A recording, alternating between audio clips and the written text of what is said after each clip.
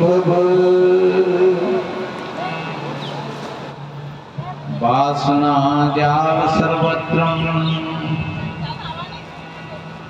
कृपा दृष्टि विनश्यते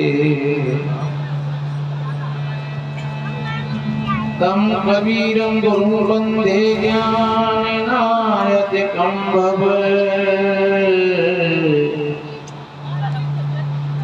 जडयध्यास महाबंधं बोध ज्ञान विमुच्यते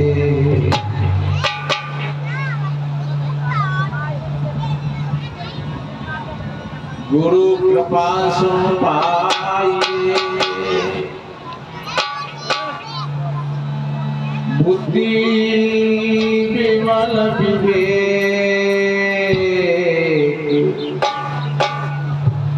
दीनता शीघ्र ही मिटे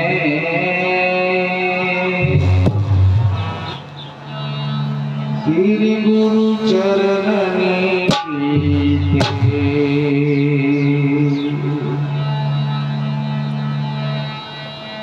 बिन सद्गुरु संसार में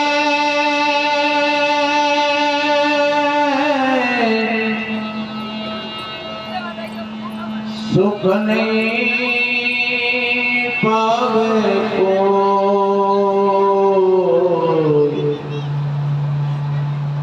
अमृत सुख जब ही मिले सद्गुरु कृपा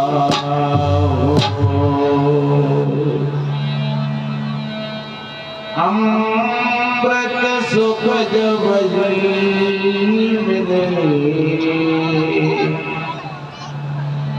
सद्गुरु कृपा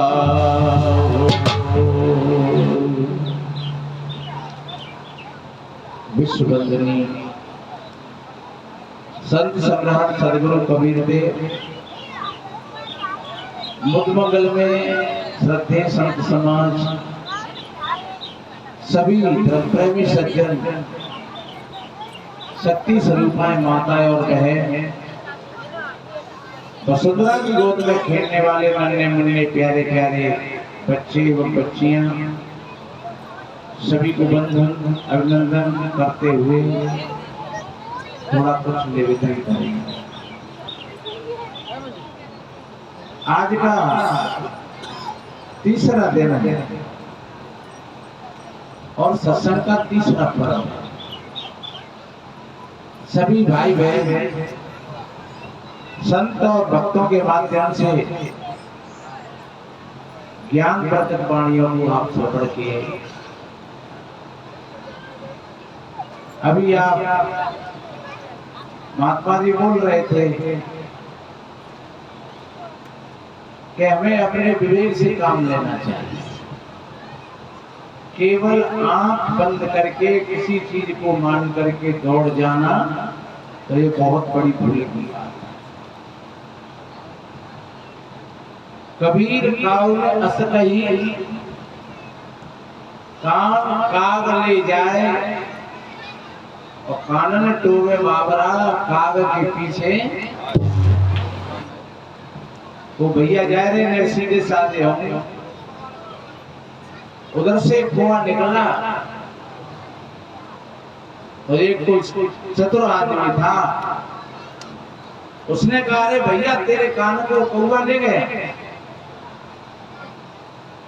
तो वो एक दौड़ पड़ा, ओ मेरे कान को कौवा ले गए। दौड़ पड़ा और दौड़ते दौड़ते पसीना आ गया, थक गया।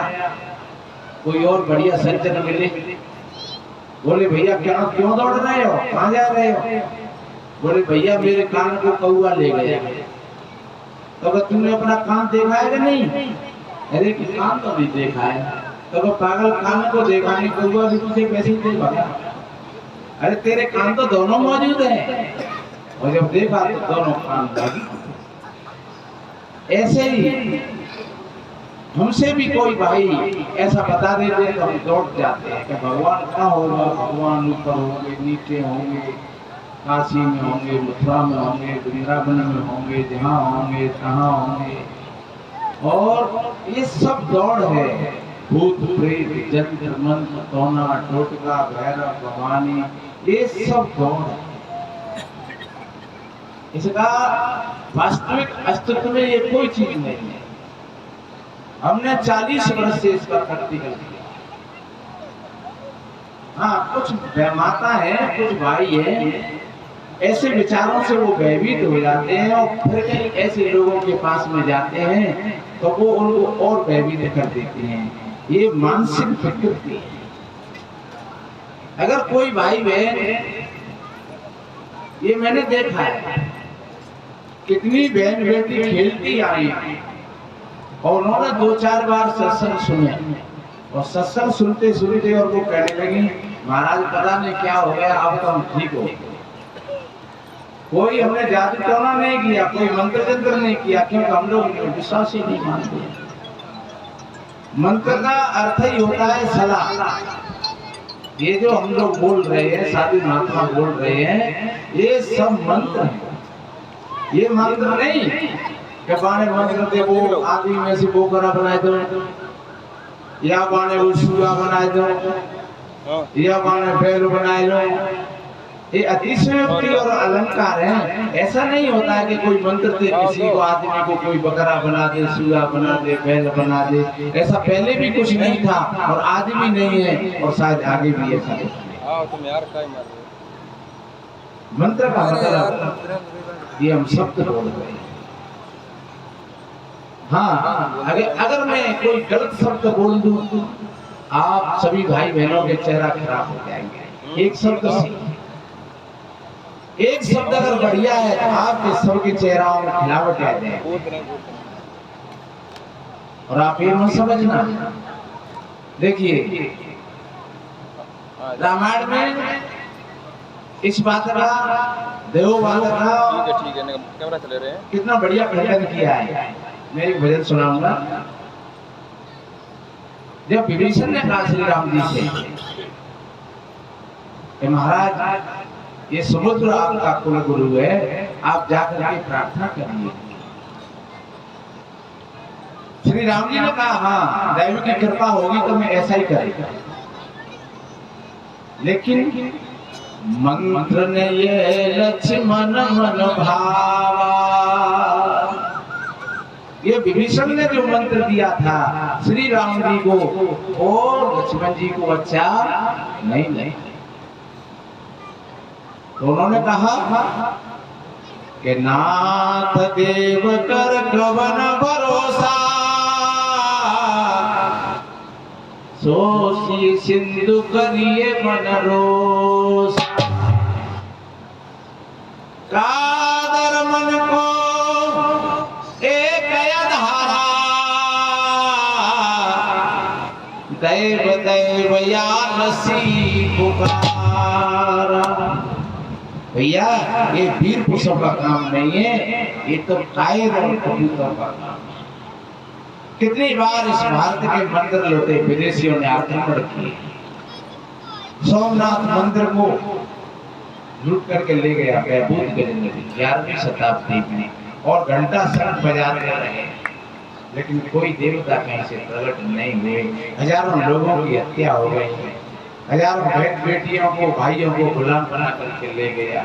जितने यहाँ गधा घोड़ा और खच्चर थे, सब में सोना चांदी भर करके और ले गया। और एक बार नहीं, ऐसा 20 होगा, लेकिन कहीं से कोई देवता प्रकट नहीं। तो ये सारी मानने की बात है। देवता का अर्थ ही होता है दे बता, जो दे रहा है और बता रहा है उसको कहते हैं दे बता। शास्त्र कहता है मातृ देवो भव, पितृ देवो भव, आचार्य देवो भव, अतिथि देवो भव। लोग ठाकुर जी पर देखो कि बड़े बड़े मंदिरों में अब कूलर चल रहे होंगे, एसी लगी है, ठाकुर जी गर्मी नहीं लगी। सर्दियों में रजाई उड़ा देते हैं, बहुत बेशकीमती। ठाकुर जी महाराज सर्दी नहीं लगी।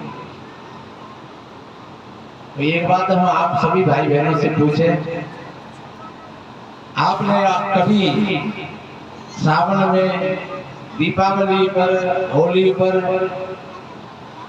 अपने बुजुर्ग माता पिताओं को या सास ससुर को बढ़िया अच्छे मिला दिला करके और नए कपड़ा पहना करके और खाट पर या तख्त पर बिठाल करके फूल की माला गले में डाल करके हद की सरैया से पैर पूज करके कभी एक बर्फी खिलाई है? अगर बर्फी और पेड़ा खिलाया हो तब तो कोई बताओ, अगर नहीं ऐसा किया है तो फिर समझ लो तुम नकली पुजारी हो, फिर असली पुजारी। इस माँ ने कितना उपकार किया, पिता ने कितना उपकार किया अपनी संतान के लिए, और वो देवता नहीं हुआ, माँ देवी नहीं भाई, पत्नी अर्धांगिनी है, हर वक्त कंधा से कंधा लगा करके रहती है, उसको विषय की सामग्री समझ लेता है, अन्यथा वो देवी है, अर्धांगिनी है, साक्षात देवी है, लक्ष्मी है, कहीं से आया है वो तुरंत पूछती है, स्नान कर लो मैं ताजा भोजन बनाती हूँ, लेकिन फिर भी वो देवी नहीं है, दुखों में सुखों में हमेशा शामिल रहती है, वो देवी नहीं है। पति से बड़ा देवता और कौन सा हो सकता है? लेकिन माता जाकर के मंदिरों में भटकती है, और अगर वो मने करे तो जगह तुम बैठे रहो चुपचाप, तुम्हारी बसरी बात ना तो तुमको और वो ना करने देते, हम तो पूजा पद्धति करनी है कचे, तो आदमी चुप करके और वे चली जाएंगी फिर मंदिरों में।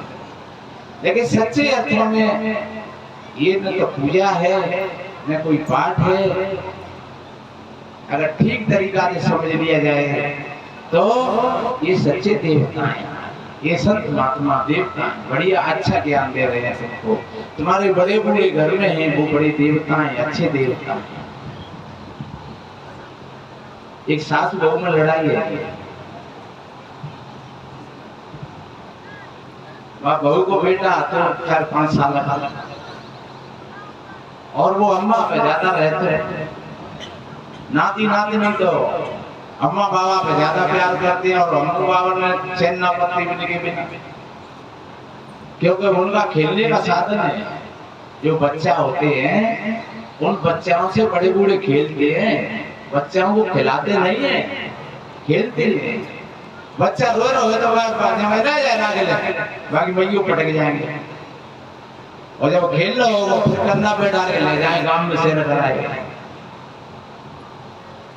सास बहू में लड़ाई हो रही तो बहू ने क्या करके और बुढ़िया के दिल को तोड़ने के लिए एक शब्द बोला, सुन बुढ़िया तू अगर असली है तो मेरे बेटा गोदम मत ली। किसने कहा? बहू ने।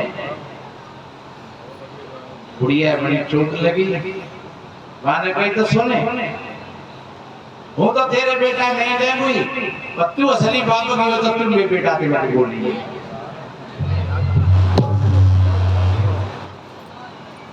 बहू की आंखें खुल गई कि मेरे बेटा के बिना तो सासू माँ की बात बन जाएगी, लेकिन उसके बेटा के बिना मेरी बात कैसे बनेगी?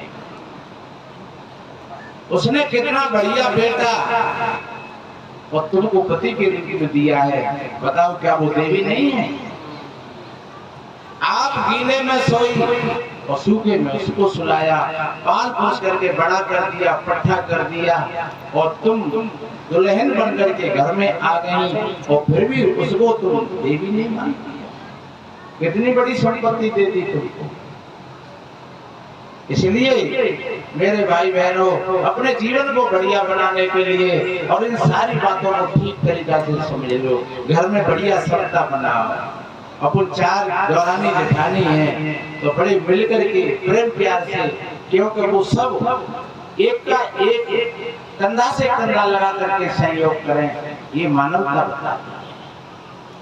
घर में 4 सदस्य हैं, 10 सदस्य हैं और मिलजुल करके सब एक धारा में चलते हैं। एक बात बताएं, आपके अगर मुखा में दर्द हो तो क्या आप ये कहोगे कि ऊँटा का दर्द मेरा नहीं? आपकी आंख में दर्द हो तो क्या आप कहोगे कि आंख का दर्द ठीक नहीं है, ऊँटा का दर्द बढ़िया है?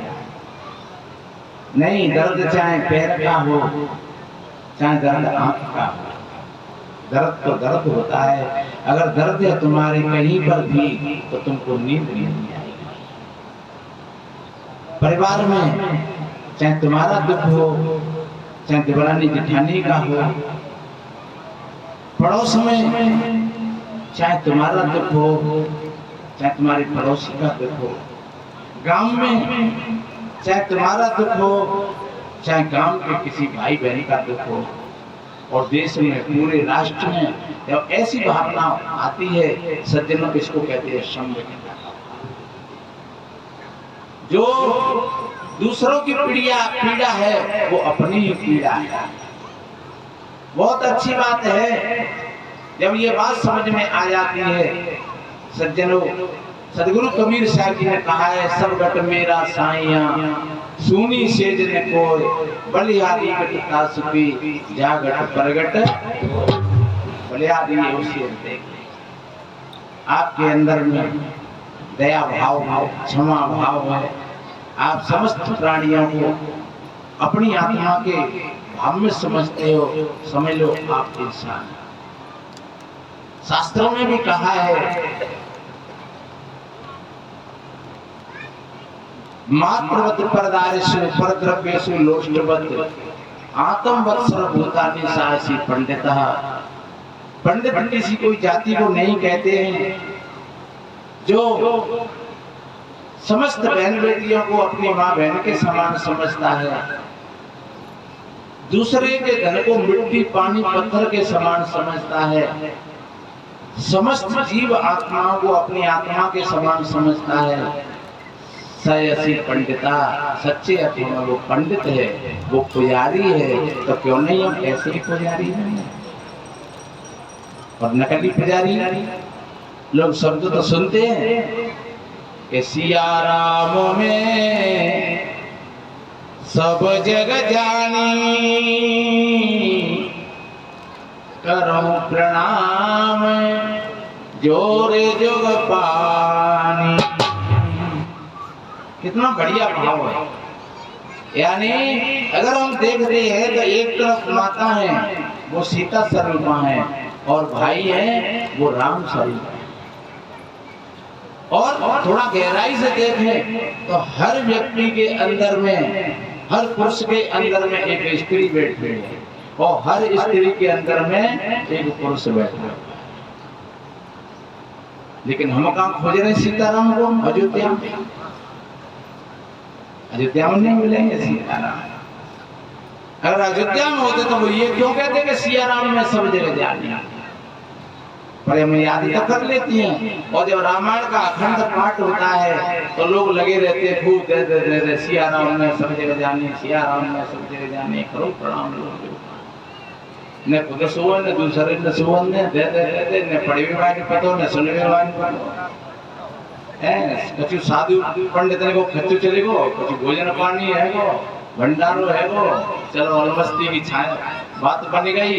और साहब बढ़िया बढ़िया बड़ो रामायण को पाठ हुआ, बड़ो पाठ हुआ रामायण को। लेकिन इस पाठ से तो अगर बैठ कर के मानो से एक चौपाई अपने परिवार के कोई बैठे बैठे या बच्चा समझ लेते तो वो ज्यादा भारी होता। उस पाठ से क्या हुआ? न तुम सोए न तुम न दूसरे सोए।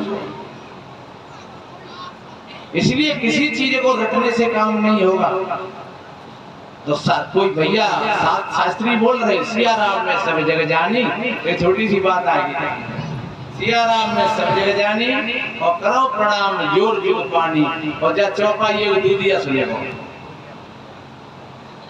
तो दूधिया ने सोची भैया बात कहाँ, चौपाई तो बड़ी जोरदार। सिया राम में सब जगह जानी पर बाको पाठ करते करते और वो आदि भूले को घर पहुंचता हूँ कि सिया राम में सब जगह जानी। आदि वाले पर कोई जोड़ गई कि बेचौ दूध मिलावो पानी। सिया राम में सब जगह जानी बेचो दूध मिलावो पानी। बढ़िया तुम बैठे। बाकी पत्नी ने सोची ये जो पाठ तो करता ही है तो दूध में पानी क्यों नहीं मिला जाए। खूब भगवान ने पानी मिलाया वो शुरू कर दिया। और बहुत सी की पाठ है सिया राम ने समझे जानी बेचो दूध मिलावो पानी। एक दिन भी ताकत तुम ठीक नहीं करती हो, ये पानी देना ठीक नहीं है। अरे कि तुम पाठ कर दो सिया राम में समझे जानी तो पाठ कर रहे हो तो काम कर रहे हो कौन सी बुरी बात है। और भी सुनो हम तुम्हारे साथ जब से आए हैं हमने सोने की एक कील नाजे की और भाई बढ़िया नमे की हमारे भैया के यहाँ शादी है और हमें एक नथ बनवानी है। तो ने बेच बेच के दूध में पानी और नथ बनवा। एक दिन कहीं सत्संग हो रहा था तो कोई साधु महात्मा या कोई शास्त्री बोल रहे कि कोई भी भाई बहन अगर रस में विष मिला करके बेचता है तो वो नरक में जाता है। एक सज्जन बोले नरक कैसे कहते हैं और कैसे जाता है। बोले जो दूध में पानी मिला करके बेचता है और दाल में कंकड़ मिला करके बेचता है, घी में रिफाइंड मिला करके बेचता है। तो एक भैया ने कही महाराज अगर कौन ऐसा करो हुए तो हमारे शास्त्र में लिखा हुआ है कि 400 कोस की दूरी से कहे हे गंगा महारानी, हे गंगा महारानी, हे गंगा महारानी हमारे पाप कट जाए। ऐसा लिखा है श्लोक है कोई गंगा गंगे देव विरोधो जनाना सतेरपि मुच्यते सर्व पापेभ्यो विष्णु लोक से गंचति। हे गंगा महारानी, हे गंगा महारानी ऐसा कहने से सारे पाप कट जाते हैं और विष्णु लोक से गंचति उसको विष्णु लोक की प्राप्ति हो जाती है। पर ध्यान रखो ये झूठी बात है।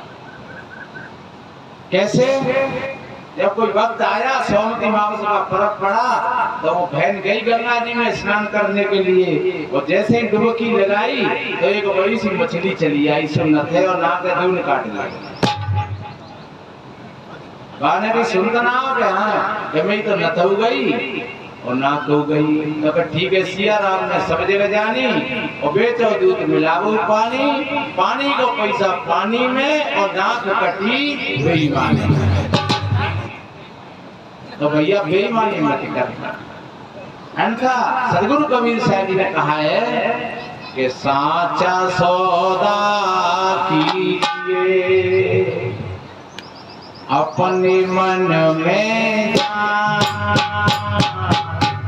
साचा सौदा कीजिए अपने मन में जान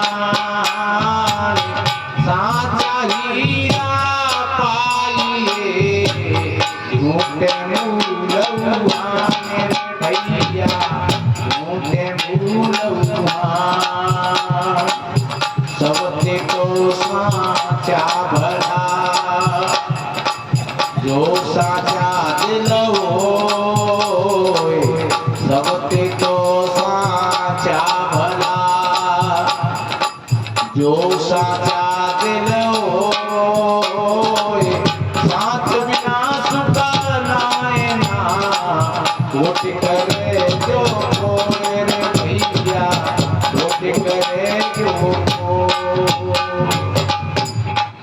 साच बराबरी तप नहीं वोट बराबर पाप साच बराबरी तप नहीं वोट बराबर पाप जाके हृदय साच है ताके हृदय आया पूरे भैया ताके हृदय आया।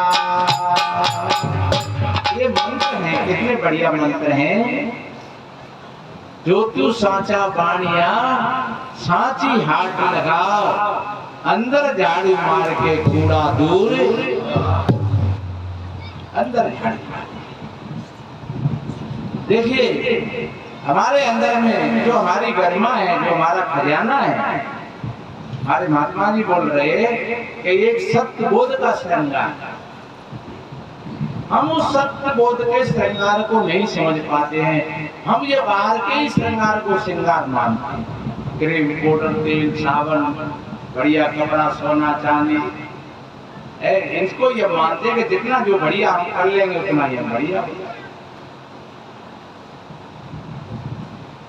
आजकल कैसा मामला है, एक जगह हम कहीं एक शादी में थोड़ी देर के लिए शामिल हुए, तो शादी वह लड़की का इंतजार कर रहे हैं। लड़की कहाँ है, लड़की कहाँ है, लड़की बुलाओ के आ रही है, आ रही है, कहाँ है, कब आ गई है, वह ब्यूटी पार्लर में। अब्दुल्ला भवन में बैठो वे ब्यूटी पार्लर में बैठे। और वो लड़की हमने पहले देखी, इतनी बढ़िया सुंदर लड़की, पढ़ी लिखी, लेकिन जब वो ब्यूटी पार्लर से आई तो बाको चेहरा ऐसा लग रहा मानो ब्यूटी बांधा। हमने कही देखो कैसी बढ़िया सुंदर मॉडल है लड़की, बोले रंग कर लाई। बोले महाराज रंग पोते ने पैसे ही ना दे, रंग पोते गई 11,000 रुपया दे के और आई। बताओ 11,000 रुपया खर्च करे और चेहरा को खराब किया।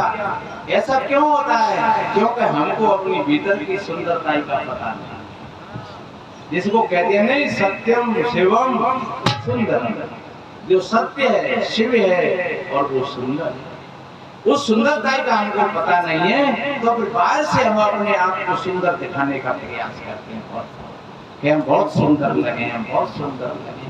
और जिसको भीतर की सुंदरता का अगर बोध हो जाए तो बाहर की सुंदरता तो डेढ़ पैसा। कोई बहन भाई कितना भी ब्यूटी पार्लर करवा के आए और अगर वो 10 मिनट के लिए बाई चांस सो जाए, उसकी आंख लग जाए तो उसका ब्यूटी पार्लर खत्म। मांग सिंदूर गुम हो जाओ, आंख को काजल खत्म हो जाओ, होटने की लाली गुम चली जाए। इसलिए जो अपना स्वाभाविक मेकअप है, स्वाभाविक सुंदरता ये, वो सुंदरता से हम वंचित हैं, उसको हम नहीं जानते। तो वास्तव में स्वाभाविक जो सुंदरता ये। और ये बात बताएं, किसी बहन भाई, किसी बहन की अगर बढ़िया सुंदर है और बाप है 10-20 तोलो गाय को 5 किलो सोना चढ़ाए दो, खूब बढ़िया, लेकिन गाँव में वो भीतर को सुंदर ना, तो क्या वो सोना सुंदर लगेगा? क्या वो 50,000 का सूट सुंदर लगेगा? क्या 50,000 के सूट पैंट कुर्ता धोती सुंदर लगेगा? लोग प्यारे से प्यारे आएंगे और देखेंगे और वो कहेंगे अरे अरे चलो देखो तो कैसा मुंह होता है। तो ध्यान रखो, सोने से सुंदरता नहीं मिलती है। कपड़ा शरीर ढकने के लिए होता है। नहीं सोना है तुम्हारे पास में तो बढ़िया, हम ना कह रहे तुम क्यों दान कर दिए, हाँ अपने रखे रहिए, पर जा धोखे मत रहियो कि हम पे इतना सोना है तो हमें बड़ा सुख होए। और देख हम जाएंगे तो हम 10 तोलो सोनो पहन के जा रहे हैं और हमारी जेठानी बेचारी बाप कछु ना हुई और बाकी सामने फिर हमने अपना हार और ऊपर कर लो। देख ले बहू पे नाम है, बहू की बहू बेटी पे नाम है, बहू की पे नाम है, और हम ठाड़े सीना खोले के हम पे तो तुम कितने बड़े रावण की तो सोने की लंका थी, बताता सोने की, लेकिन शांति नहीं थी, वो सुख नहीं था। तो हम 5 तो लेगा के 10 तो लेगा, भारत ही कौन सी सुंदरता ही आ जाएगी। और तक लग गई कबूल को आएगा को लुच्चा गुंडा तो मैं ने टोर ले जाओ तो फिर रोक ले, हाय भैया माँ तो हार ले लो, हाय भैया हमारी तो फलानी चीज ले ले, हमारी तो जंजीर तोड़ रही। अरे तो ये तो टोर में पीटे हुए होते हैं और काय को होते हैं। हमारे यहाँ राजस्थान की बात है, एक गुड़िया गरीब से गरीब, वो चांदी की खड़ियों पहनती हैं पैरों में, हाथों में, भुजाओं में, और खंगवारे, बड़े बड़े खंगवारे, 1-1 किलो के खंगवारे राजस्थान में। मैंने पूछा एक गुड़िया से 70-80 साल की उम्र होगी, वहां नहीं उठ रहे। मैंने कहा माता जी ने उतार ली, ये काय को तुम पे लादे फिर रही हो, परेशान रह रही हो। बोले हमारी शान है, शान यानी हमारी शान है। अब तो ये शमशान में उतरेंगे और वैसे नहीं उतरेंगे, ये तो सड़ासियों से उतरेंगे। एक डुगरिया छह चला रही तो आए गए चोर उड़ाली से पैर काट गए और हाथ काट गए और बुढ़िया तड़प। तो मेरे बहन भाइयों, ये बाहर की चीजों से हम सुंदर नहीं हो पाते हैं। कोई व्यक्ति किसी बड़े समाज में जन्म ले और वो कहेंगे हम बड़े हो गए, वो बड़े समाज में जन्म लेकर के बड़ा नहीं होता है, क्योंकि समाज कोई बड़ा होता ही नहीं। ये मान रखा है हमारा समाज बड़ा है, हमें समाज छोटा है। हम बड़ी जाति के, वो पुराना छोटी जाति हो, ये मान रखा है। सदगुरु कबीर साहब ने कितना बढ़िया कहा है, पंडित देखो हृदय बिचारी, को पुरुषा को नारी, माटी का घट साज बनाया नांदे बिंद समाना, और घट बिन से क्या नाम धरोगे अहमक खोज को नाना। एक है त्वचा हाड़ मल मूत्रा, एक रुद्र एक दूधा, एक बुंद से सृष्टि रची है, को ब्राह्मण को रजोगुण ब्रह्मा तमोगुण शंकर सतो गुणी हरि होई, वो कहे कबीर राम रम रहिए हिंदू तुर्क ने। इतनी बढ़िया बात, अपने राम में रम जाओ। हम अपने राम में नहीं रम रहे हैं, हम मन में रम रहे हैं। अभी हमने राम राज्य की स्थापना नहीं करी है, हम अपने मनोराज्य में अपना जीवन जी रहे हैं, और मनोराज्य में जी रहे हैं तो हम दुखी। एक महात्मा से किसी ने पूछा, महाराज जी आपका परिवार है क्या? महात्मा जी ने कहा है मेरा। और लोग अक्सर करके यही पूछते हैं, महाराज परिवार है क्या आपका? आप कौन जाति के हैं? आपकी शादी हो गई के ना भाई? भाई हत्या के नारे हत्या। और ये संत का परिचय नहीं है। संत का परिचय क्या है? जाति में पूछो साधु की पूछ लीजिए ज्ञान, और मोल करो तलवार का पड़ा रहने दो ज्ञान। साधु का परिचय साधना से, ज्ञान से, ध्यान से। महात्मा जी ने कहा मेरा परिवार है। तो कहाँ है आपका परिवार? कि मेरा परिवार इन आंखों से नहीं दिखता है। तो कौन सी आंखों से दिखेगा? बोले सुनो कि सत्यम माता पिता ज्ञानम धर्मो भ्राता दया सखा शांति पत्नी क्षमा पुत्रो सटेते मम बाधवा। अरे भैया, सत्य ही मेरी माता है, ज्ञान ही मेरा पिता है, धर्म ही मेरा भाई है, और दया मेरा सखा है, क्षमा मेरा पुत्र है, और शांति मेरी। आहा, कैसा परिवार। और बाहर का परिवार कहां तक है? कभी गुरु ने कहा है, साथी है मित्र गंग के जल बिंदु पान तक, परिवार के सब लोग चलेंगे शमशान तक, अर्धांगिनी बढ़ेगी तो केवल मकान तक, बेटा भी हक निभाएगा वो अग्नि दान तक। फिर यहाँ से तो आगे धर्म ही साथी, यहाँ से तो आगे धर्म ही साथी, बिना धर्म के वो अकेला रहेगा, मन जो जिनका मेरा रहेगा, कायम जगता जमेला रहेगा।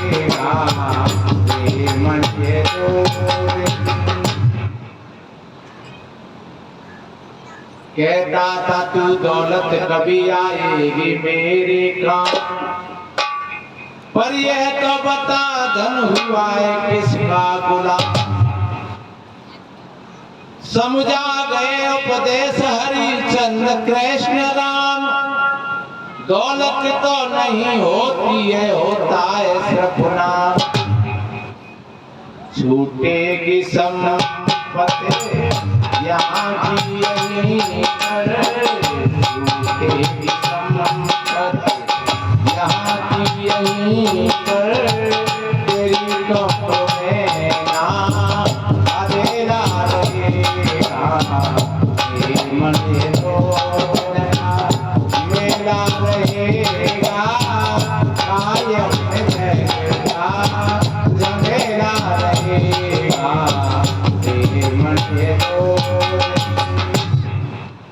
अरे आप उस खजाने को पहचानिए जो खजाना मीराबाई को मिला, जो तथागत बुद्ध को मिला, जो कबीर को मिला, रविदास जी को मिला, नानक जी को मिला और स्वामी विवेकानंद जी को मिला।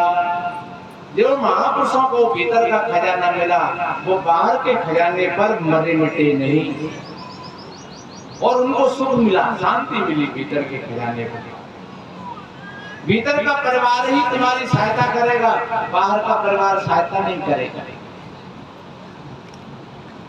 आपके भीतर के मित्र अगर जागृत हैं तो बाहर के दुश्मन आपका कभी कुछ नहीं बिगाड़ पाएंगे, और अगर आपके भीतर के मित्र सो गए और भीतर के दुश्मन जाग गए तो आपको बाहर के मित्र कभी बचा नहीं पाएंगे। आपने देखा होगा जिन महापुरुषों के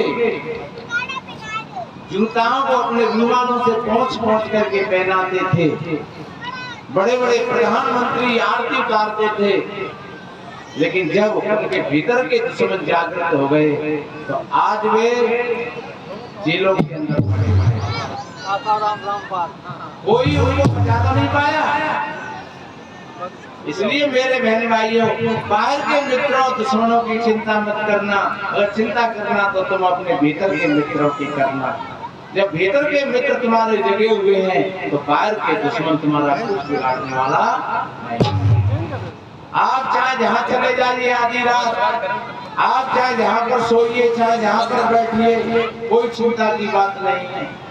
ये हमने ऐसा प्रैक्टिकल किया है। कोई आपके सामने सिंह भी आ जाएगा, वो भी नमस्कार करके चला जाएगा। कोई सर्प भी आ जाएगा, वो भी नमस्कार करके चला जाएगा। शायद आप सोच रहे होंगे महाराज वो तो जड़ प्राणी हैं, उनको कोई ज्ञान तो है नहीं, लेकिन एक ध्यान से सुनना, उनको ज्ञान भले ही नहीं है लेकिन आंतरिक जो प्रेम की भावना है उनके अंदर है, क्योंकि प्रेम हमारी चेतना में है, मोह मन के अंदर में है और प्रेम हमारी चेतना में। ये स्वभाव है। जहाँ कहीं हम वैर विरोध होता है तो वो स्वार्थ में होता है, और जहाँ प्रेम होता है वो निस्वार्थ में होता है। इसलिए ध्यान रखो, वो सिंह और सर्प भी हर वक्त क्रोध में नहीं रहते, वो भी अपने बच्चों के साथ में खेलते हैं, कूदते हैं, बड़ी मस्ती के साथ आनंद लेते हैं। उनके अंदर में भी वो प्रेम है। अपने बराबरी के मित्रों में वो बैठ जाते हैं। आपने कभी देखा होगा, चाहे तो सियारों को देखो, कुत्ता बिल्लियों को देखो, चाहे नील गांव को देखो, अपने आप में जब वो मस्ती पर आते हैं तो कितना आनंद लेते हैं। उस समय आप उनके हृदय को पढ़िए, कितना प्रेम से उनका हृदय भरा है। तो हमारा तो कोई दुश्मन है ही नहीं, सिंह और सर्प हमारे दुश्मन नहीं है, वो हमको कभी नहीं काटेंगे, ऐसा हमारे अंदर में भ्रम है। क्यों? जो उनका भोजन है, वो जो सिंह है तो उसका भोजन है, वो शिकार खाता है। हाथी हलन ना चले, सिंह घास नहीं खाए, और क्या हंसा मोती चुने के रंग नहीं। तुम छपगली देखो हाथी और करेगी परमेश्वरी, तू दाग खाए ले, छुआरे खाए ले, बादाम खाए ले, घी खाए ले, दूध खाए ले, लेकिन ये कीड़ा मकोड़े नहीं खाए तो वो ये कहेगी कि ना हमारे तो यही जाकर छुआ रहे, और उसको पाप ही नहीं लगता है। क्यों? कि उसका भोजन है। पर ध्यान रखो, आदमी को कभी नहीं काटेगा, सिर्फ मेंढकी और कीड़ा मकोड़ों को खाएगा जरूर, लेकिन आदमी को कभी नहीं काटेगा।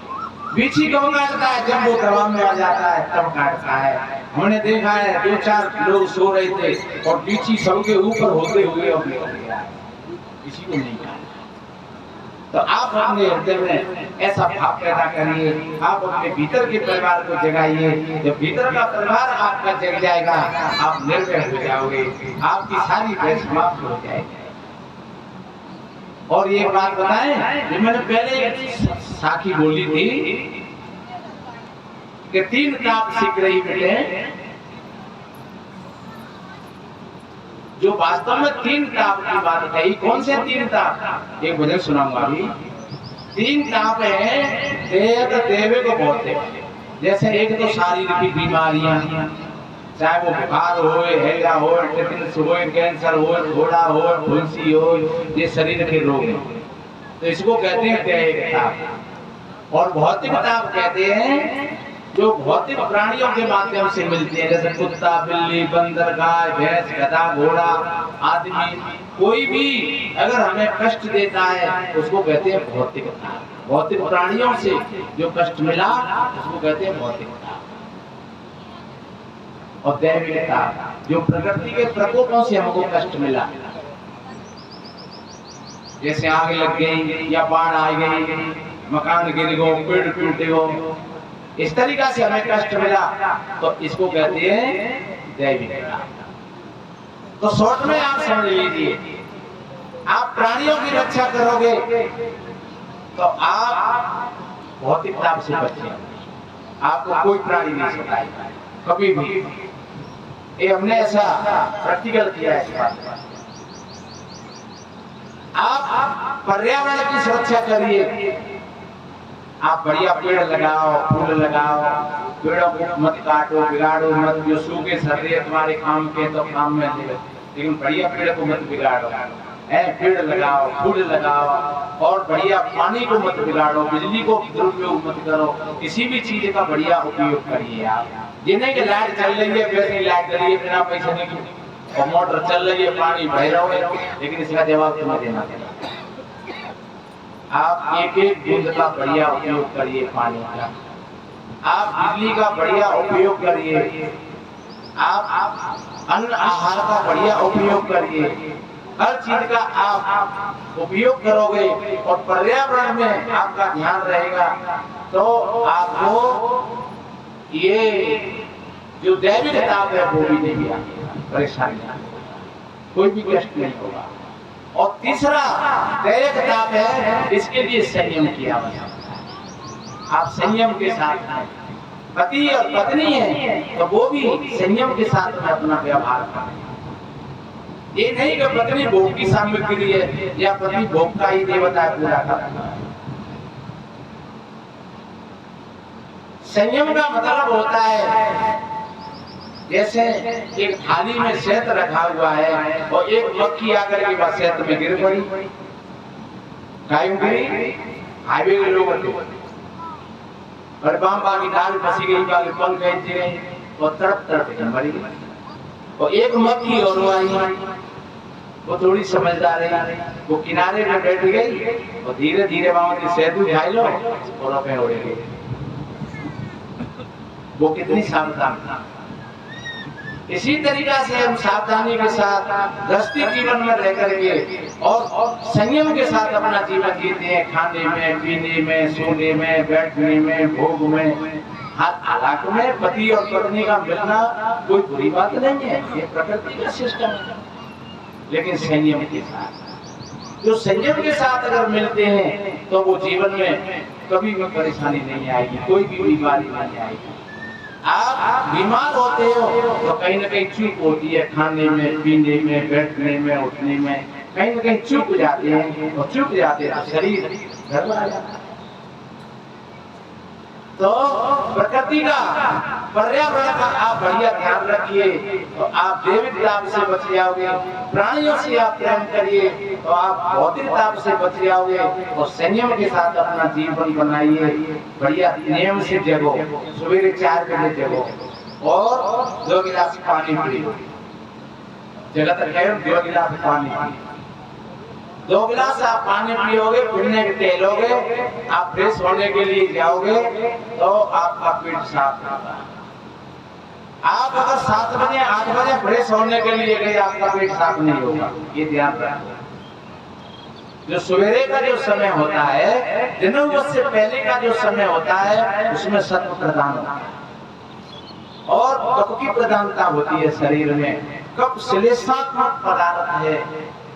अगर दिनों से बाद में आप गए लेटरिन करने के लिए, तो आपको लेटरिन में बैठ करके भजन करना पड़ेगा।